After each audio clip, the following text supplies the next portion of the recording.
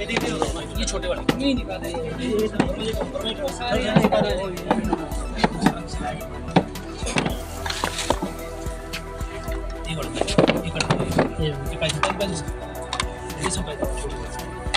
ये वाले बस वही था ये छोटे वाले बस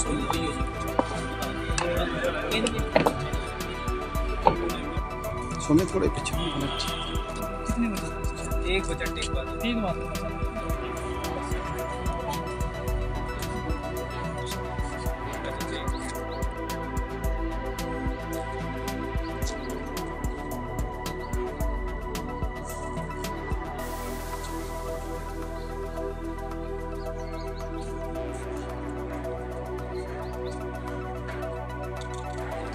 26 फरवरी को हमने चेकपोस्ट लुडेरा में 2 नेपाली और 1 लोकल ड्राइवर को अरेस्ट किया था अंडर सेक्शन 64 ऑफ IFA में। उनके पास से रिकवर हुआ था 160 मेपल नॉट्स और एक पावर चेन सॉ। उनको हमने फिर CGM कोर्ट में रिमांड पे पेश किया। उन पे हमने धाराएं लगाई थी section 41, 42 of IFA, 69 of IFA और section 3 of biodiversity act and rule 12 of Himachal Pradesh transit act, transit rules. उसके बाद उनसे फर्दर इन्वेस्टिगेशन में पाया गया कि उनके जो लिंक्स हैं यहाँ पर कुछ और टीम्स जो यहाँ पर इन्वॉल्व हैं उनसे भी थे। तो हमने उन टीमों को ट्रैक किया और 2 टीम हमें यहाँ पर होटल में मिली सुल्तानपुर में। उसके बाद हमने उसको फर्दर क्वेश्चनिंग किया और फर्दर क्वेश्चनिंग में पाया गया कि इन सारी टीमों के जो लिंक्स हैं वो जुड़े हैं एक आदमी से जो सहारनपुर में बैठे हुए हैं, फंजुक लामा करके, जो वहाँ पर मेन ठेकेदार थे।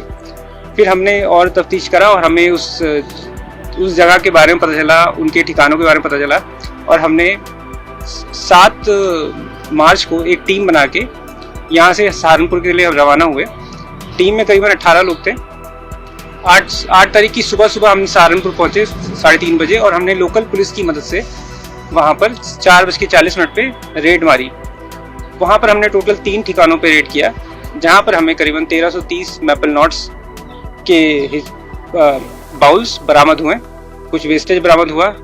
हमारे पास करीबन 7.5 लाख रुपए कैश बरामद हुआ, कुछ नेपाली करेंसी बरामद हुई, कुछ फॉरेन करेंसी और बरामद हुई, चाइनीज़, जापानीज़। अभी हम उसके फर्दर इन्वेस्टिगेशन में हैं कि वो करेंसी कैसी है। और सेल फोन्स बरामद हुए और चेन सॉ बरामद हुई और कुछ और टूल्स बरामद हुए जो पेड़ काटने में काम आते थे। फिर हमने वहाँ पर हमने 6 लोग को अरेस्ट किया। उन 6 लोग को हमने 8 तारीख को ट्रांजिट रिमांड के लिए वहाँ पर जुडिशियल मजिस्ट्रेट के सामने पेश किया। वहाँ से ट्रांजिट रिमांड लेने के बाद हम 9 तारीख की सुबह 10 बजे तक चंबा लौटे।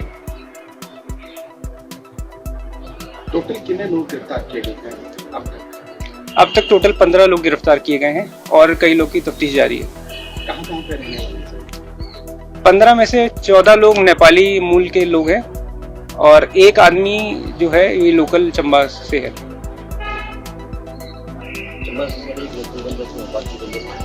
अभी उनकी तफ्तीश जारी है और जल्दी ही उनको अरेस्ट किया जाएगा। नहीं, ऐसा अभी हमें कोई इन्फॉर्मेशन आई नहीं है, लेकिन उस पर भी हम इन्वेस्टिगेशन कर रहे हैं और अगर किसी की संलिप्तता पाई जाएगी तो उसके खिलाफ एक्शन लिया जाएगा।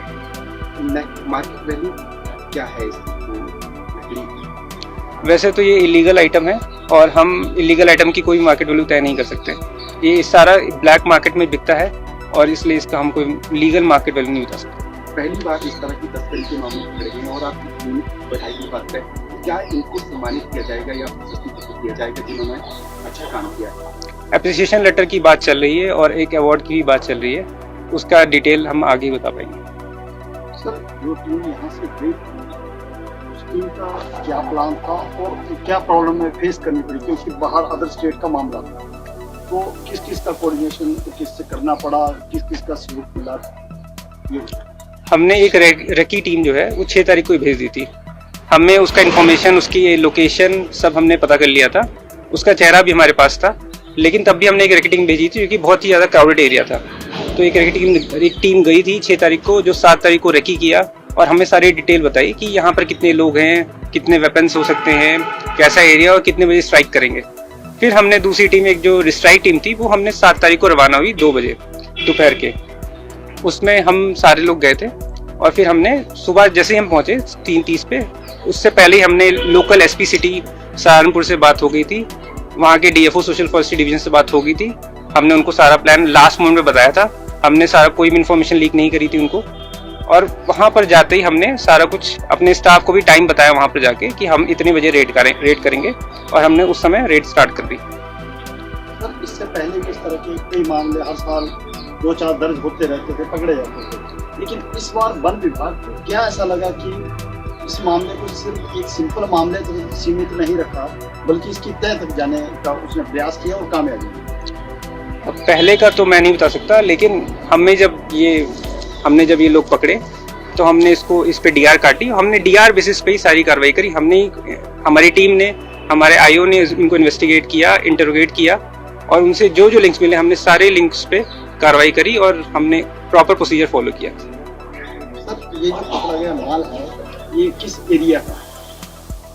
जो हमें स्टार्टिंग में पकड़ा था, जो 160 मेपल नॉट्स बरामद हुए थे, वो ये हमने इन्वेस्टिगेशन में पाया गया कि ये सिला एरिया का है। कुछ बीच में 22 नॉट्स और पकड़े गए, वो हमें पता लगा कि कुर्था एरिया का है। और जो अभी हमने रिकवर किया, ये तो पूरे उत्तराखंड और हिमाचल और जम्मू से आया हुआ माल जो हमें सहारनपुर मिला है। सर जिस एरिया से ये माल निकला है, उस एरिया का जो स्टाफ है, क्या उसकी जो गतिविधि है या जो उसकी ड्यूटी के हुआ है, उस पर क्वेश्चन मार्क नहीं कर सकते? हम उसको इन्वेस्टिगेट कर रहे हैं। अगर किसी की भी कोई भी लैक ऑफ ड्यूटी पाई जाएगी तो उसके खिलाफ एक्शन लिया जाएगा।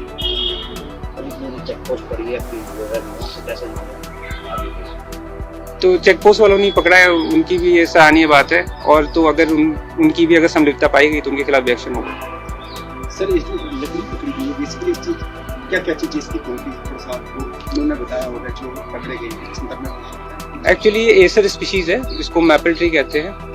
वैसे तो मेनली इनको तिब्बतन मोनेस्ट्रीज में और तिब्बतन मॉन्क्स यूज करते हैं, और ये बाउल्स जो हैं उसी में खाना खाते हैं, और इसको मोनेस्ट्रीज में रखा जाता है। अच्छा, एक तरह की काफी पवित्र मानी जाती है। जी। तो इसमें लोकल बंदा एक ही पकड़ा गया, बाकी बंदे क्या हुए? बाकी बंदे तफ्तीश में हैं और उनको जल्दी ही पकड़ा जाएगा। जंगल में ये जो है, इसको ये ट्रंक से निकालते हैं, पेड़ के ट्रंक से, तने से निकालते हैं, और इसको मैपल नॉट कहते हैं। उसका एक नॉट निकलता है, उसी को काटते हैं, लेकिन उसके बाद वो पेड़ जो है धीरे धीरे सूख जाता है। उसके बाद इसको ये सहारनपुर ले जाते हैं और इसको वुड वर्क कराते हैं, और उसका ये बाउल्स बनाते हैं इस शेप में, और इस बाउल को फिर आगे तस्करी करते हैं काठमांडू में, और काठमांडू से तिब्बत में। काठमांडू में इस पे पॉलिशिंग होती है और इसमें मेटल वर्क होता है।